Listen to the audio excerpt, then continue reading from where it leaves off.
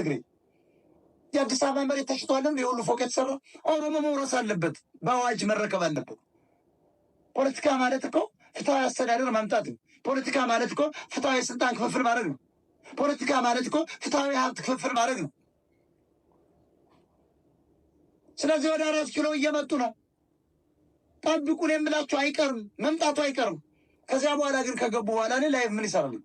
ምንም ጥቅም የለው። ምናልባት ሀገሪቷን አማራን በትነው መቀጠል እንዳይችሉ ያው በምጽአት አማራ በኩል ለመበተን ብቻችን ተደብቀን እንሰራለን። አለቃችሁ እናንተ መቀጠላችሁ እናያለን። የእናንተ መንግስት ይረጋጋ። አማራን ከዚህ በኋላ ከመጡ እንኳን መሳሪያ ሊያስይዙት ቀበቶ እንዲታጠቅ ያፈቅዱት እያሳዱ ከዚህ በኋላማ ተመልሰው ኦረ በስማ አንድም አማራ የሚቃወም የለውም። ይሄ ሁሉ ሚሊዮን ፋኖ ታጥቆ የቀሰናል ምንም እንዳላመጣ ይተውታል። እንደሚበትኑት የና አህያ ቤተክርስቲያን ውስጥ እንደሚወድቅ ስለሚያውቁት እያስቀዘው ነው የሚመጡት። ይለጠምጡታል። በቀን ነው የሚመጡት። ደግሞ የምናባቱ እስር ቤት ነው። እንደ ድሮ 10,000 ሰው እዛ መቀሌ 200 እስር ቤት ወስዶ መግደል ዳቦ እየጣሉ የለም። ዝም ብሎ በአደባባይ ነው የሚቆርም። መሳሪያ እንጣ ይለዋል። አልሰጡም ሲል ይከቧል፣ ይመቷል። የዝም ብሎ ያጋድሟል፣ ያቃጥለዋል። አራሹን ደግሞ አይነኩት። አራሹን ደግሞ እየቆፈረ እንዲያመጣ አረስ ይሉታል። በኢትዮጵያ ክፍል ያሰራቸውና ባህሪ አይደለ በረስ ይሉታል። ዘመናዊ እርሻ ያመጡለታል። ያን እያረሰ ያበላል። ትግሬ አውሮፕላን ይገዛል። በወርቅ ሶፋ ላይ ይተኛል። ይሄ ነው የሚመጣው። መጪው ጊዜ ለአማራ ውድቀት ነው፣ ክፋት ነው። የአማራ ባንዳዎች፣ የፋኖ መሪዎች ይህን ይዘው እየመጡ ነው። ታዩታላችሁ።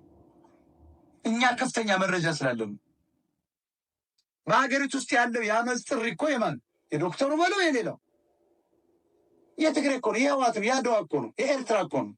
አንድ ላይ እየሰሩ ነው። አሁን የኤርትራ ባህል ሲከበር ታዩታላችሁ። አብረው ነው የሚወጡ ታያላችሁ። ቃል ኪዳን እየገቡ ነው። እነ ጌታቸው አሰፋ ቀድሞ ሄደዋል። ልጆቻቸው እየተዝናኑ ነው። ዛሬ ስታሊን ደንቆሮ እኳ ተጠርቶ ሄዷል። እንደ ሰው ተቆጥሮ ለትግሬ መጪው አልኩ ቅድም ነግሬያለሁ። ወፋም ከጮች ትከበራለች። አማራስ እንደነዘገየ ያለውን ከጀርባ መድቦ ስለተቃወምኩ መርዝ ለማጠጣት ወጭ ለመውጋት ለማዋረድ ነው የመጣው። አየው አማራ እንደዚህ ነው። ሰው ይቀጥርብሃል። አማራ የሚል ፊቱን የደበቀ ያጠፋል። በመርዝ ሰጥቶ ሊያጠፋ ስላልቻለ በጩቤ ለውጋት ስላልቻለ በኋላ ደግሞ ቪዲዮ ቀርጾ ራሱ አቀናብሮ መጣል። ይሄ እኮ ነው አማራ ማለት። ሌላው እስክንድር ነጋ ወደ ብልጽግና ሊገባ ነው። እኔ የምነግራችሁ አይቀርም። አሁን እስክንድር መሮታል፣ ተቸግሯል። ገንዘብ ሞከረ። አሁን በልዩ ደግሞ እንዲዋጣለት እየሞከረ ነው። እንዳሰጡ ያን ሁሉ የአማራ ወጣት አንጨፍጭፎ የእሱ ልጅ 12ኛ ገና 12ኛ እኮ ይመረቃል ተብሎ ለአንድ አጋሜ እናቱ ሚስቱ መስጠት የለባቸው። እዚያ ላይ የሚሳተፉትን ፎቶና ቪዲዮ አምጡልኝ። የሚያቀናብሩት ከነታማ በየነ ጀምሮ ማን እንደሚያቀናብር ማን አምጣ እንደሚባል ማን እንደሚቀሰቅስ ለእስክንድር እያለ ይሄ ማለት በአማራ ሕዝብ ላይ በሸዋና በጎጃም ላይ በተለይ ባስጨፈጨፈው ሕዝብ ላይ በመነኮሳት ላይ በአማራ ወጣትና በድሮን ባለቀው ገበሬ እልቂት ላይ መጫወት። ስለዚህ እስክንድር ነጋ ወደ ብልጽግና ወደ አብይ አህመድ መንግስት ሊገባ ነው። እየሰራ ነው። ያሉትን ፋኖች የሚላቸውን ይዞ ወደ ብልጽግና መንግስት ሊገባ እንደሆነ መረጃው ደርሶኛል። ቆርጣችሁ አስቀምጡት። ምን ብሎ ነበር ትላላችሁ? በቅርብ ቀን አሁን እስክንድር ነጋ ይገባል ወደ አብይ አህመድ። ይሄን እየሰራ ነው።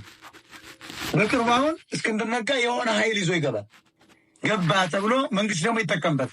ይኸው ፋኖ እየገባ ነው ምናምን። በቃ ሙቷል። ፋኖ እየሞተ እኮ ነው። ጸዳሉ ገባ እኮ፣ አማን ገባ እኮ። ለምን አሁን ባሉ ፋኖ መሪዎች ተስፋ ቆርጡ። ሀብታሙ አያሌው የሚባል ካድሬ እንደሚዋረው አይደለም። እነ ጸዳሉ የገቡት ተማርከው አይደለም፣ ተሸንፈው አይደለም። እነ ጸዳሉ የገቡት እነ አማን የገቡት ያሰቡለት ትግል በነዘመነ በነ ባየቀናው በነ ሌሎች በነ ሳሚ በነ ምሬ ተጠልፎ ትግሬ እየመጣ ስላለ ያን ቃል ደገፋችሁ እየተባለ ሌሎች ሲገደሉ ስላዩ አይ ከሚያጠፉን ወደ አብይ አህመድ ያለን ኃይል ይዞ ብሎ 77 ይዞ ገባ። ያኛው ይዞ ገባ። አሁንም እስክንድር ይገባል ነው ብላችሁ በተስፋ በመቁረጥ ነው ጸዳሉ የገቡት። አሰግድ መኮንን እኮ የገባው ተስፋ ቆርጦ እንጂ ተማርኮ አይደል። ተከቦ ተታክሶ አለም ያዙት ራሱ ነው መሳሪያውን አዘግዝቆ የገባው። ጎንደር ፋኖች በተለይ መሳፍንት ተስፋ አስቆረጡ። እስክንድርን ካልደገፍ ካትቀጥልም አለው። አይ ይሄም አካሄድን ከሆነ ምናምን ብሎ እጁ ሰጥ። አሁን ይህንን የማያውቅ አንዳንድ ገልቱ ሀብታሙ አያሌው የሚለውን ሼር ያደርጋል። የሀብታሙ ውሸት ነው። ገንዘብ አጥቷል፣ ተባሯል። የአማራ ብሔርተኛንም አይደለሁም ብሏል። ምን ያደርገዋል? ስለ አማራ ለምን ይጮሃል? ሀብታሙ እያለው ገንዘብ ለመሰብሰብ ነው። መኖሪያው እሱ ነው። ከዚህ በኋላ ኦቨር መስራት አይችልም። ለምን ይዋረዳል? ካምፓኒ ሄዶ መስራት አይችልም። ራሱ አማራው ስርቆት ዶላር አልምዷቸው እና አበበ ነው እና ሀብታሙ እያለው እውነቱን ልንገራችሁ፣ እነ ታማኝ በየነ ስራ ሰርተው አይበሉም። አፋቸውን ከፍተው እንዳሞራ ነው የሚበሉ። አሁን ደግሞ ገንዘብ ቀርቷል። ትግሉ ዓለም አበቃለታ፣ ገደሉት። እስክንድርን ደግፎ የገደለው እኮ እሱ ነው። ዘመንን ደግፎ የገደለው እኮ እሱ ነው። ምርን ደግፎ የገደለው እኮ እሱ ነው። አሁን ተቃውሞ መጥቷል። ዋጋ የለውም። ለምን? ይችን እየተናገረ አበባ መልቀም ነው፣ ስቲከር መሰብሰብ ነው። አንዳንዲት $100 ከአንዳንድ ዲያስፖራች ካልገባው አማራ መልቀም ነው። ያው ወሎዬ ከሚባለው በዛ ተሳስረው ከዚያ መልቀም ነው። የአረብ ሀገር ገረዶችን መብላት፣ ይሄ ነው ፋክት። አንዳንድ ደግሞ እዚህ ኦቨር የሚነዱ አሉ፣ እንደነ መንግስት እንደሚባል በጭባጭ እንደነሱ ያለ እየተሰባሰቡ በውስጥ በኩል ዘርፏል፣ ቤት ገዝቷል፣ ቴስላ መኪና ገዝቷል። አሁን መኖሪያው መጠጫና ማጨሻው መብያውን ነው እየፈለገ ያለ እንጂ አሁን ስለ ጸዳሉ አዝኖ እንዳይመስል።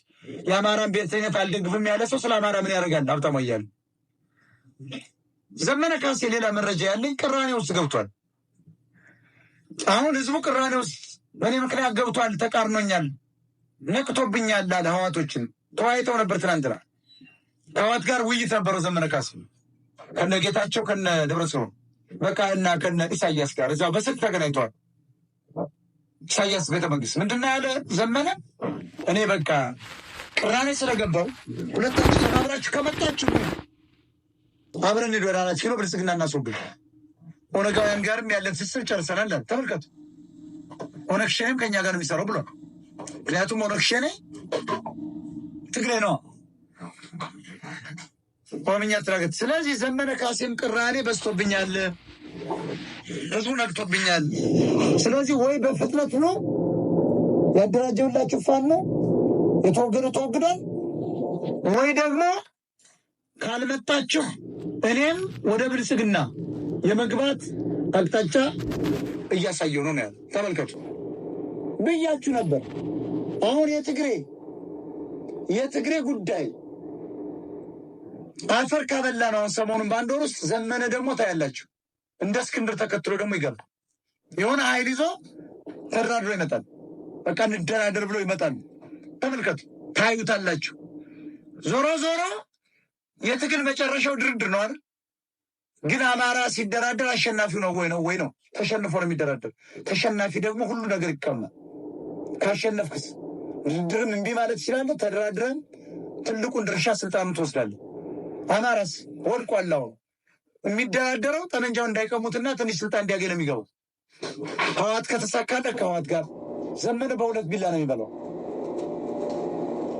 ወይኑ በወሎም በዚህም ብለን እንገስግስ፣ ካልሆነ ደግሞ እኔም እንደነ እስክንድር እንደነ ጸዳሉ የራሴ መንገድ አመቻቻለሁ ነው ያላቸው።